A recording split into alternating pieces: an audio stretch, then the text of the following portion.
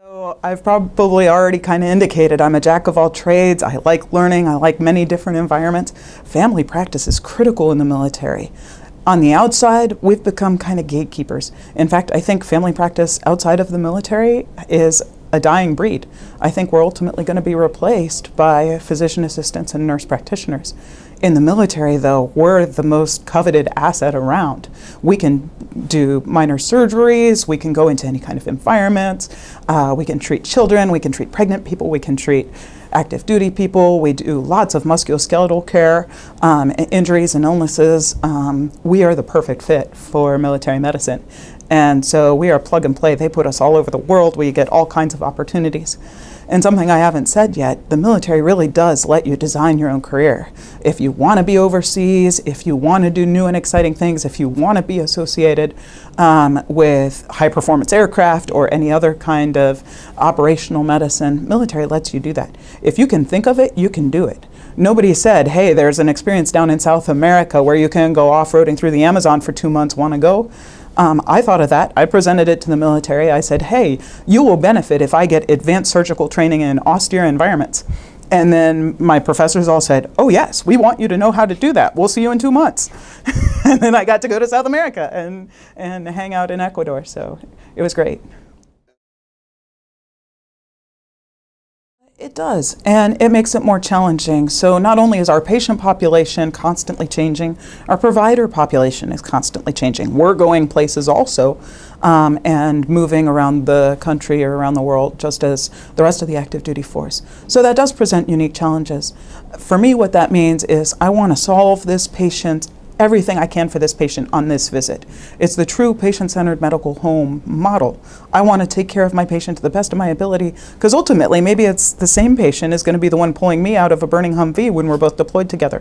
I want to make sure he's as healthy as possible. And I want to make sure his family is as healthy as possible so that he's not distracted when he's trying to do his mission.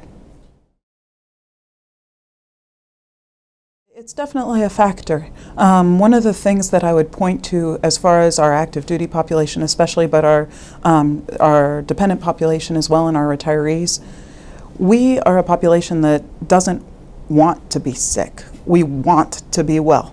I don't think that's necessarily true of the American populace as a whole. But people are highly motivated. Our patient population is highly motivated to get better, be better, live healthful and productive lives. And so although I do a lot of screening for mental health disorders, and in fact we have a lot of mental health issues in the military, both in our dependents and in our active duty population. I think that more than on the outside, we have highly motivated patients to get better. The military, I think, is at the forefront of, at least in my opinion, at the forefront of developing resiliency programs. It is now mandatory across the DoD, not just the Air Force, to have 4 down day, we call them down days, specific to building personal resiliency.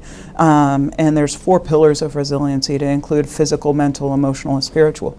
And so each one of those down days, basically quarterly, my duty is to come and make sure I'm fit.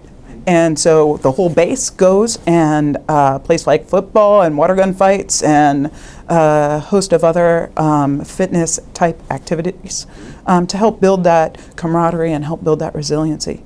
Other things that happen on those resiliency days include discussions about maintaining mental fortitude even in challenges, training to improve your own personal sleep schedule, eating schedule, all of those things, looking from a strategic vantage, how do I optimize how I'm running my life?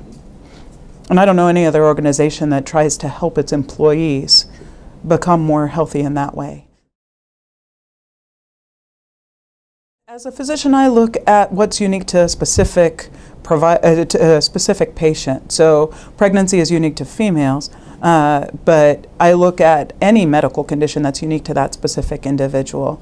Urinary disorders, whatever may be affecting a specific individual that prevents them from accomplishing the mission is what's important. And so whether that's related to gender or not, it's looking at the whole person and what might be affecting the whole person.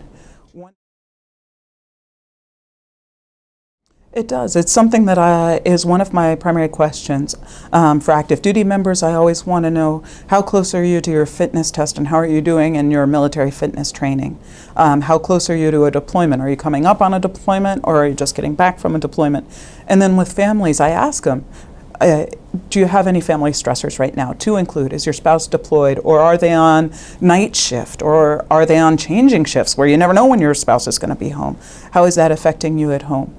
I think we really pay a lot of attention to mental health as a component of the whole person. That's something unique to military medicine and something unique to family practice.